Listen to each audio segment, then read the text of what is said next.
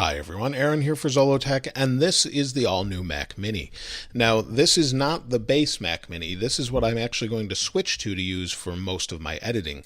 So this is a pretty highly configured version of it. They're in space gray and really could be called the Mac Mini Pro. And this is going to be replacing my MacBook Pro from 2017 as far as editing is concerned while I'm actually editing sitting at a desk. Otherwise I'll use the MacBook. So let's slide this open. Oh, and before we do that, the specs on this are not on the back of it. Let me show you. Now, because this is configured, this is just the serial number information. Because this is configured custom, it's not anywhere on the box. So let's slide this open here. And the last time there was a Mac Mini, I'll show you in a moment, it was not this sort of configurable specs or anything like this. So here's the Mac Mini itself. We'll talk more about what it's got in it in a moment. And here is a little bit of information with it. So you've got Mac Mini. And this shows a display we've never seen before. So hopefully this is an Apple display coming out at some point, and they finally come out with their own displays again. We also have our Apple stickers. We'll put this away. Now in here, we've got our power cord, and that's really all you get with a Mac Mini. It's pretty simple. Now this particular model, let's put this away. Let's open this and then we'll put that away. Let's take this off.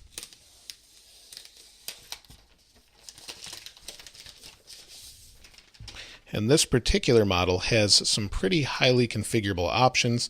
Looks like there's a piece of paper on the outside. There we are, right here. That covers the ports. There we go. So let me put this away and then we'll talk about what it costs and what it has. Now this is the 3.2 gigahertz 6-core 8th generation Intel Core i7. Turbo boosts up to 4.6 gigahertz. It's got 32 gigabytes of RAM.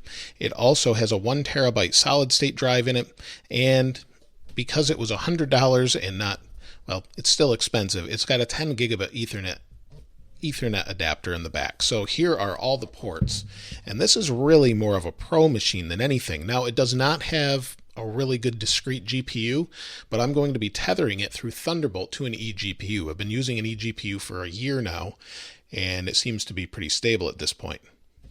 Now let's take a look at the ports themselves. So let's go over what's on the back. So we've got our power button, our power adapter, and this is just the adapter. There's no external adapter anywhere.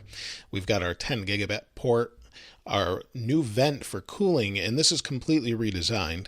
We've got 4 Thunderbolt 3 ports, so full speed ports with dual controllers.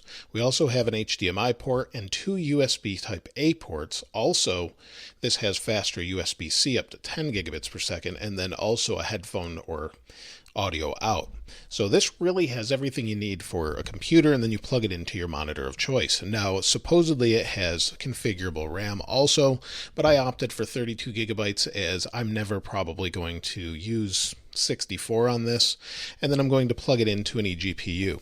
Now, to compare this to the previous generation that wasn't updated for years, this one is the exact same dimension, just a different color, and you'll see the ports are a little bit different on the back.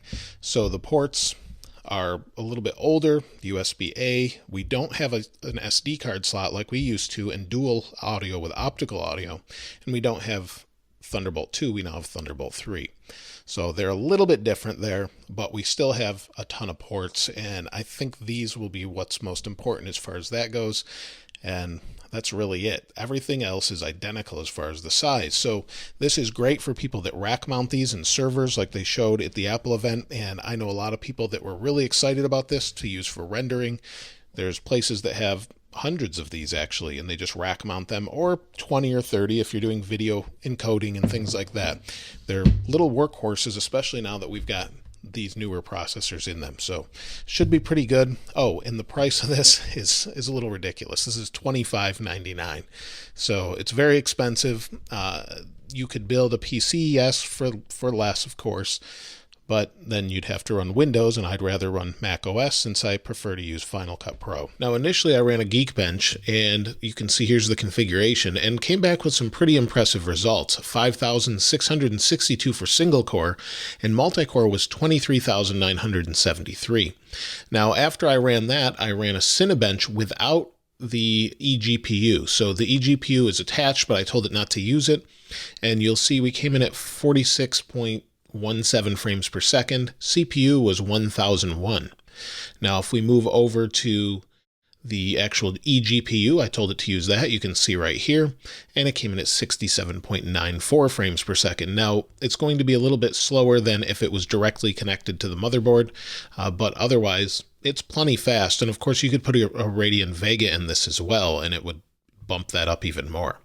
So I think it's pretty impressive benchmarks for a little Mac Mini, although hopefully it'll work well with that eGPU. Now, before we go, I wanted to compare just the size for you, since a lot of you don't see these Macs, but here's the size. This is an iPhone XR next to it, so you get a size idea of what the size of this is. It's pretty small. It's not a very big Mac at all.